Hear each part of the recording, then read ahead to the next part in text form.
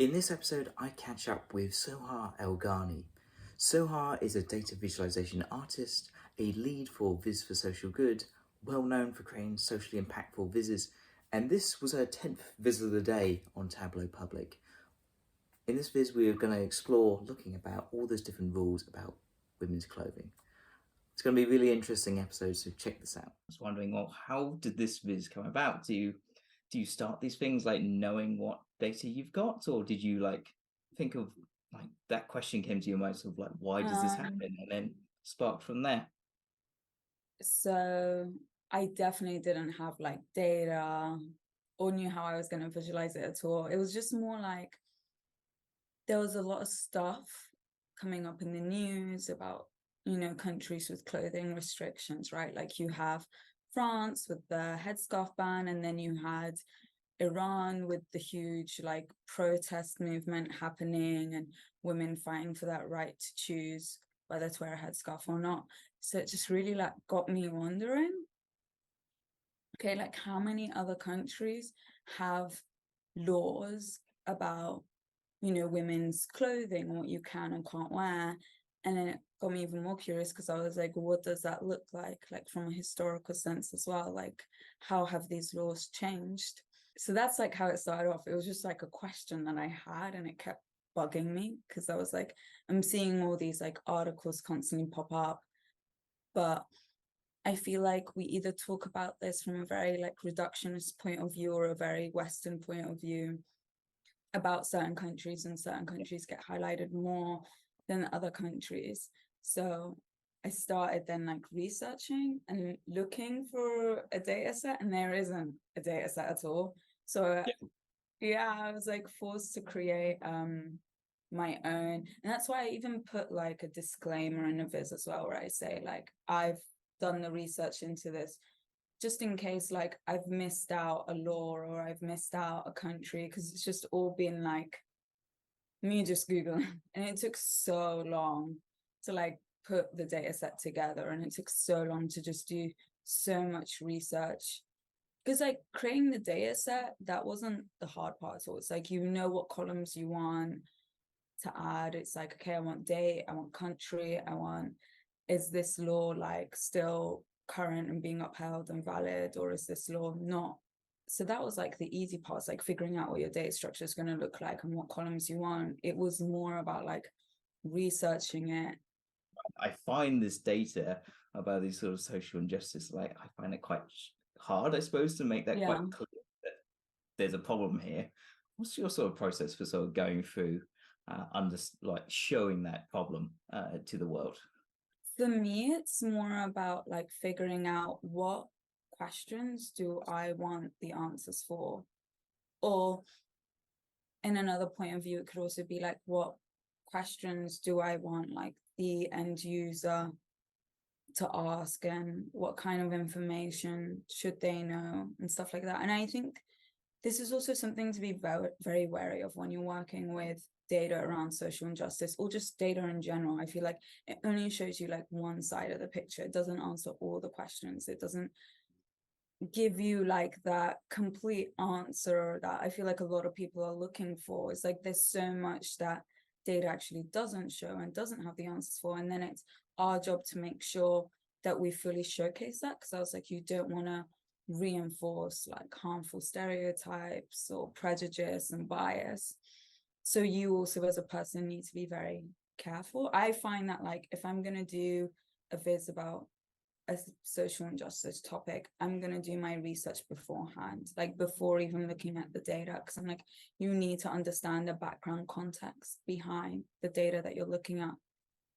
Yeah, like how even was this day recorded in the first place, and like who's been Yeah, recording? Yeah, again, it depends on someone writing it down at some point, and yeah, especially when you go back that far, it really does depend yeah, who was in charge at the time. So 100%. You need that context. You need to know like what's going on, because I feel like sometimes like, especially us as like people who work with in that data world, whether you're a data engineer or a data visualization designer, you kind of really, because you're so used to looking at the numbers and so you're so used to being like evidence based, you kind of feel like this will show me all the answers. This will have all the information that I need to know. And unfortunately, that's actually not the case. Like majority of the time, you're like, no, it like only shows you like one picture, one side of like what's happening. One of the things I noticed at the start was this title, this quite striking title, but also within here is actually some of the data. You've got like this little Yeah. timeline going on the bottom, which was like a really nice touch. So this title is not also like just sets the scene completely of what the data is about, but also showcases, hey, there's a change going over time here as well. Can you let us know like how you sort of decided on this as a title? Yeah. So this is really funny, but I came up with the title first before I came up with like any other aspects of the Viz. It was just like, it just popped in my head and I was just like, what was she wearing? Like it's just something like you hear a lot, like women hear that a lot when it comes to any like incident that happens to them. It's just like a mantra, right? And you're constantly like hearing that question, like how modest you're supposed to be, right? What's appropriate for you to wear? And it's like all that cultural context. And I feel like that's very it's a very universal question, right? Like it just works with like any country, any culture. It's that, what's she wearing? So for me, I came up with the question first. So when we look at the data, like we've got all these little like small multiple kind of grids. I can see like, how you've had to try and distribute this for the different time periods as well. Yeah. It's been a So like challenge. the main reason why I wanted to show this in a disaggregated form was like, okay, if I tell you that there's been like 6 laws in Britain surrounded around women's clothing, obviously your curiosity will be piqued, but the other question that come up afterwards will be like, what are these laws, right? Like, what were these laws? When did we have them? What were they about? So for me, I was like, it's very important to have this information shown in a disaggregated form to allow for that exploration. Because I feel like, especially when you work with like textual data, you want people to see what it is and what's happening. The number 6 only provides like so much information and so much context. Like you need to know more, especially when it comes to like laws that are like still valid, right? Then you're like, okay, I want to know what were these laws. Like one of the really interesting ones that I found was like in France until 2013, women were banned from wearing trousers. Technically it was illegal. It wasn't like upheld, but technically until 2013, if you were wearing trousers and you're walking out in these streets, you were breaking the law. Wow. Which is like insane.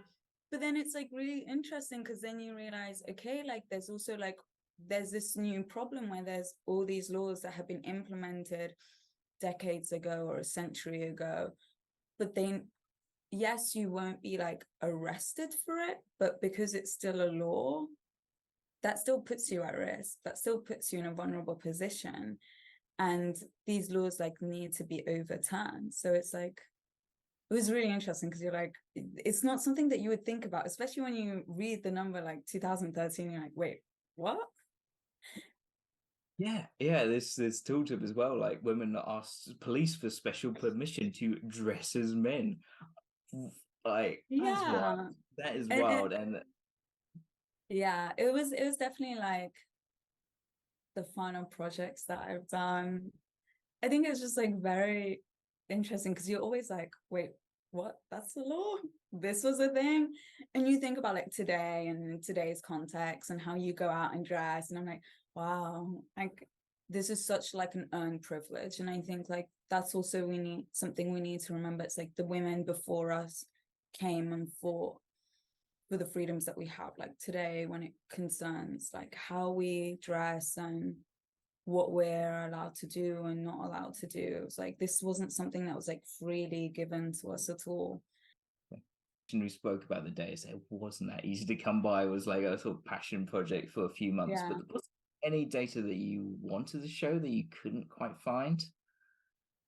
Like sometimes you kind of want to know like more historical context around like what's going on and stuff like that, especially like the impact of colonization, because it stood out a lot more like in the ancient time period. So you're like, okay, when Rome invaded Egypt, like Roman like dress codes were forced and implemented on ancient Egyptian society. So you're like, okay, there's like political context as well, where it's like the impacts of colonization and how that also like impacts laws concerning around like what you can wear and what you can't wear. And it's like me thinking, and that was one thing that was a big question in my day of this, that if I did this again, I'd have to think about how do I want to showcase this. And it's like, how do you like showcase like the intricacies behind like why certain laws were implemented? And some of them were for like different reason. Like some of it were like classist. So like in France during like big bourgeois like period, prostitutes weren't allowed to wear fur because it's like seen as like, oh, you're trying to look like high class when you're not. So it's actually illegal for you if you're a prostitute to wear fur. And you're like, okay, like so some laws are like based on like classism, and they're like certain time periods where it's like there's only certain like jewelry types you can wear, or if you're a woman of a certain status, you had to cover your face and not cover your face, and it was all that stuff. So like you've got laws that stem from like classism reasons, and then you've got laws that stem from like colonialism, and it's there's so much happening in the background and it's so complicated. And I feel like this is when sometimes you kind of need to like trust your end user to like stay interested in a topic long enough to explore your viz, to discover some of their stuff on their own. So it's that information of like, I don't know, it's that balance of like how much information do I like present to you on the table versus how much do you try and figure out on your own. Cool. This was awesome. Thank you so much. I was going to ask, is there anything else you're working on at the moment that we should keep an eye out for? Kind of, but it's more of a wait and see kind of situation. Okay, so a teaser. Yeah.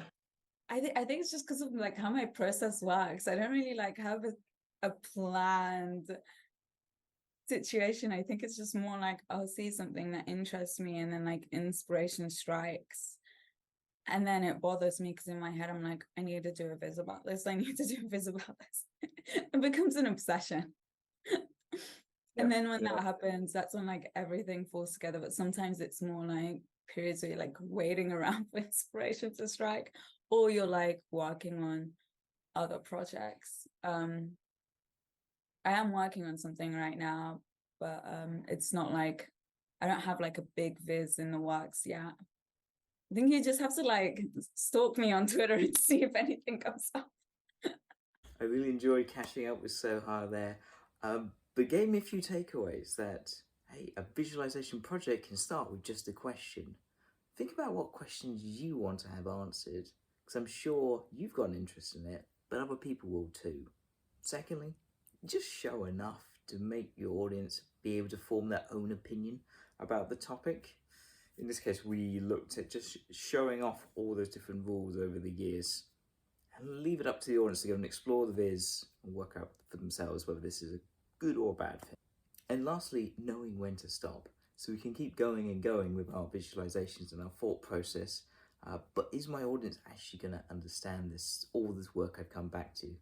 And you'll find natural blockers along the way, like how can you express the cultural impact that the Roman Empire had on the world?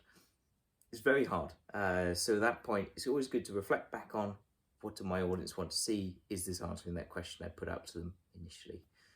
I found this work super interesting, so I really recommend check out what Soha's up to next. I put all those links in the description for you. Other than that, I will see you in the next episode. Bye.